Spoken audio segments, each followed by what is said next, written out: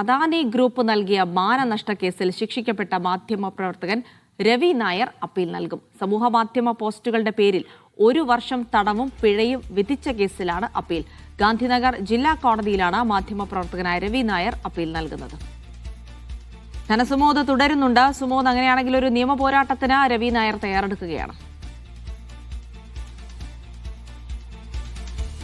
വലിയ നിയമ പോരാട്ടത്തിനാണ് മാധ്യമപ്രവർത്തകനായ പാലക്കാട് സ്വദേശിയായ രവി നായർ തയ്യാറെടുക്കുന്നത്. കാര്യം, ഈ ശിക്ഷ വിധിച്ച കോടതിക്കെതിരെ അപ്പീൽ നൽകുന്നത് ഗാന്ധിനഗർ ജില്ലാ കോടതിയിലാണ് അപ്പീൽ നൽകുന്നത്. അതിനുവേണ്ടിയുള്ള നിയമവിദഗ്ധരുമായി രവി നായർ കൂടിയാലോചന നടത്തിക്കൊണ്ടിരിക്കുകയാണ്. ഇവിടെ വിരോധാഭാസമായ ഒരു പ്രധാനപ്പെട്ട കാര്യം എന്ന് പറയുന്നത് തന്നെ സാമൂഹ്യ മാധ്യമങ്ങളുടെ പോസ്റ്റിൻ്റെ പേരിലാണ് രവി നായർക്കെതിരെ ഇപ്പോൾ 1 വർഷം തടവും പിഴയും ശിക്ഷ വിധിച്ചിരിക്കുന്നത്. രവി നായർ ചെയ്തിരിക്കുന്ന കുറ്റം എന്ന് പറയുന്നത് തന്നെ മറ്റു മാധ്യമങ്ങളിൽ പ്രസിദ്ധീകരിച്ച പല ആർട്ടിക്കിളുകളും അദ്ദേഹം ട്വീറ്റ് ചെയ്യുകയാണ് ചെയ്തിരുന്നത്. അതായത് അദ്ദേഹം നൽകിയിരിക്കുന്ന പല തലക്കെട്ടുകളും Hindu, Times of India, Guardian തുടങ്ങിയ മാധ്യമങ്ങളിൽ വന്ന വാർത്തകളായിരുന്നു.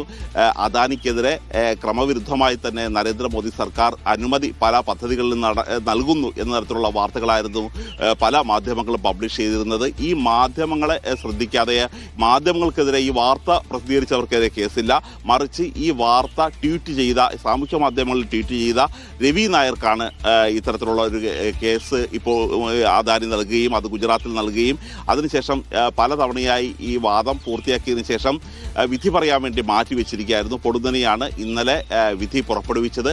1 വർഷം തടവും പിഴയും അടക്കമുള്ള ഈ വിധിക്കെതിരെയാണ് അപ്പീൽ നൽകാനായി രവി നായർ തയ്യാറെടുക്കുന്നത്. ശരി, ധനസുമോദാണ് വിവരങ്ങൾ നൽകിയത്.